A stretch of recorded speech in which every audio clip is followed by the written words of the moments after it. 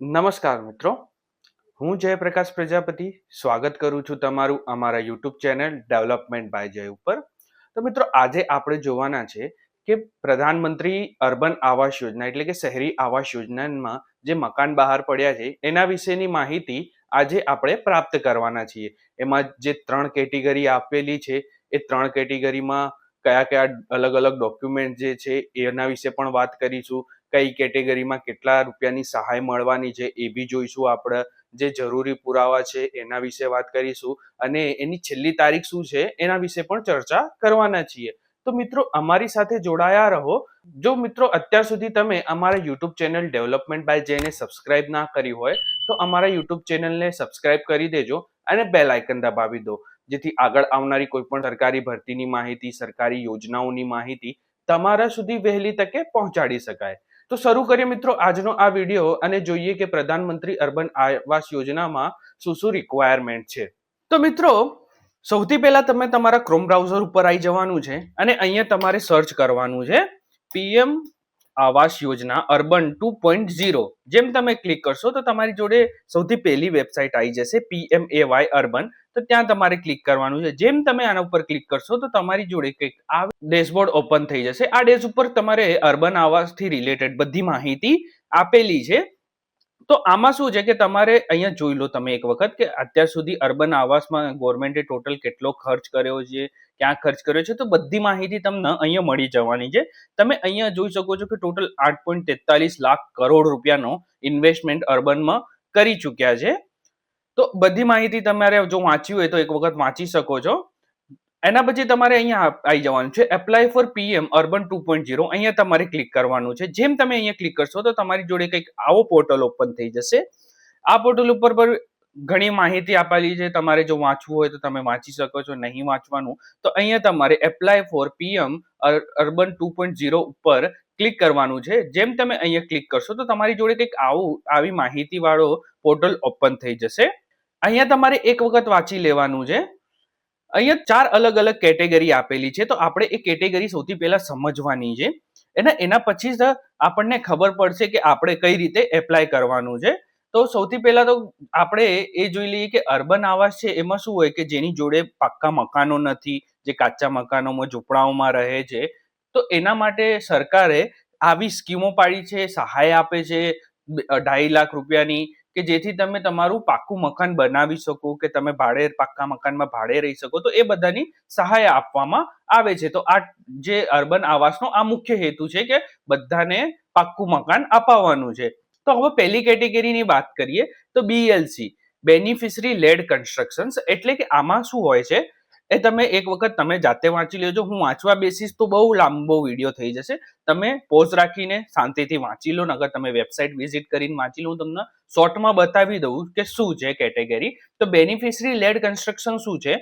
તો BLC ની અંદર જો તમારે જોડે ખાલી પ્લોટ પડ્યો હોય, ખાલી જમીન પડી હોય, કેટલી તો 45 સ્ક્વેર મીટર સુધીની તમારી જોડે જમીન પડી હોય અને તમારી આવક વર્ષમાં 3 લાખથી ઓછી હોય એવો તમારી જોડે આવકનો દાખલો હોય, તો સરકાર તમને એ જમીન ઉપર પાક્કું મકાન બનાવવા માટે 2.5 લાખ રૂપિયા એટલે કે 2.5 લાખ રૂપિયા સુધીની આર્થિક સહાય આપે છે.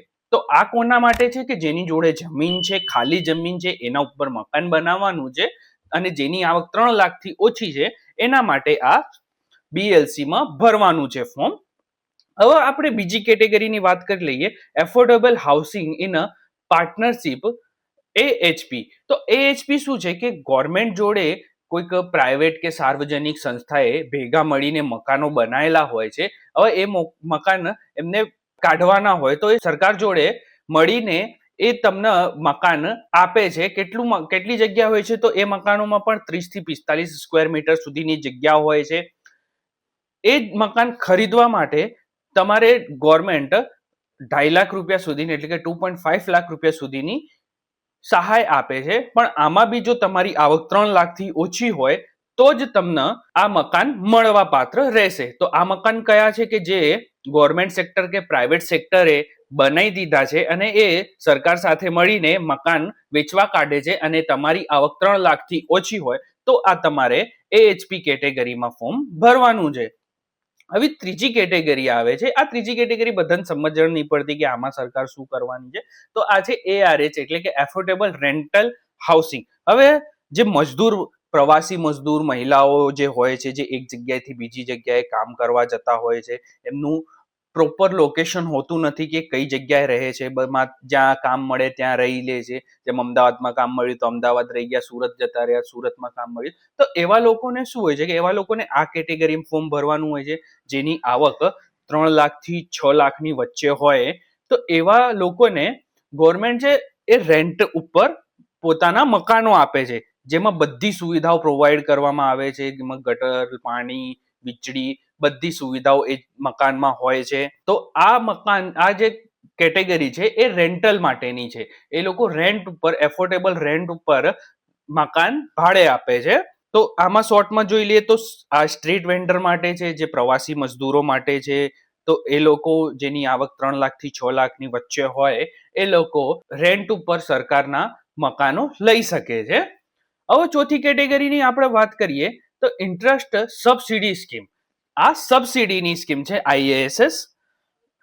તો આના અંદર શું હોય છે કે તમારી જોડે મકાન હોય અને તમે મકાન બનાવી લીધું હોય, પણ તમે મકાન લોન લઈને બનાવેલો હોય, તમારી જોડે તમારા મકાનના પાક્કા દસ્તાવેજો હોય, તો તમને એ લોનમાં તમને સબસિડી આપે છે. તમારી આવક પ્રમાણે તમને કેટલી સબસિડી મળવા પાત્ર છે એ તમને અહીંયા આ કેટેગરીમાં ફોર્મ ભરવાથી તમને સબસિડી મળે છે. કાં તો તમે મકાન ખરીદી લીધું હોય તો બી તમને આ સ્કીમની અંદર તમને સબસિડી આપવામાં આવે છે. જો તમારી આવક 3 લાખથી ઓછી હોય છે તો તમે EWS કેટેગરીમાં આવો છો તો એમની તમારે કંઈક અલગ સબસિડી મળવાની છે. જો તમે LIG એટલે કે લોઅર ઇન્કમ વાળામાં આવો છો, જેમાં તમારી આવક 3 થી 6 લાખની વચ્ચે હોય, તો એમાં બી તમારે કંઈક અલગ પર્સન્ટેજની સબસિડી મળે છે. જો તમે MIG મિડલ ક્લાસમાં હો તો તમારી આવક જો 6 થી 9 લાખની વચ્ચે હોય તો એ પ્રમાણેની તમને અલગથી સબસિડી મળે છે. તો એ કેટેગરાઇઝ પ્રમાણે આ કેટેગરીની અંદર તમને સબસિડી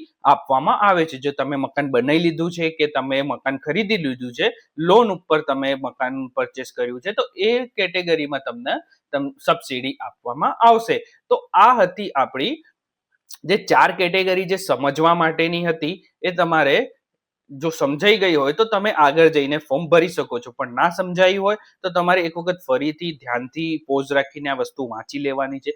ના ખબર પડતી હોય તો મિત્રો તમે અમને કમેન્ટ કરીને પણ પૂછી જોજો. અમે તમને ત્યાં ડાયરેક્ટ તમને બતાવી દઈશું કે કઈ કેટેગરીમાં તમારે ફોર્મ ભરવા પાત્ર તમે છો. મિત્રો હવે આગળ આપણે જોઈએ.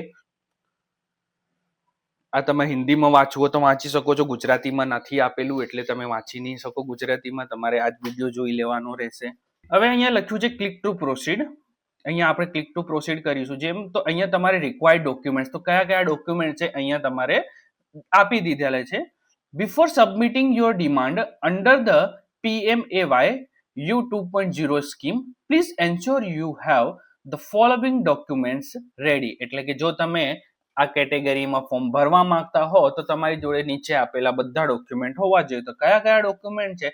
તો એપ્લિકેન્ટ્સના આધાર ડિટેલ તમારી જોડે, એટલે કે જે ના નામે તમે ફોર્મ ભરો છો તો એનું આધાર કાર્ડ હોવું જોઈએ, આધાર નંબર હોવો જોઈએ, નામ આધાર કાર્ડ પ્રમાણે તમારે લખવાનું છે, જન્મ તારીખ બી આધાર પ્રમાણે જ નાખવાની છે.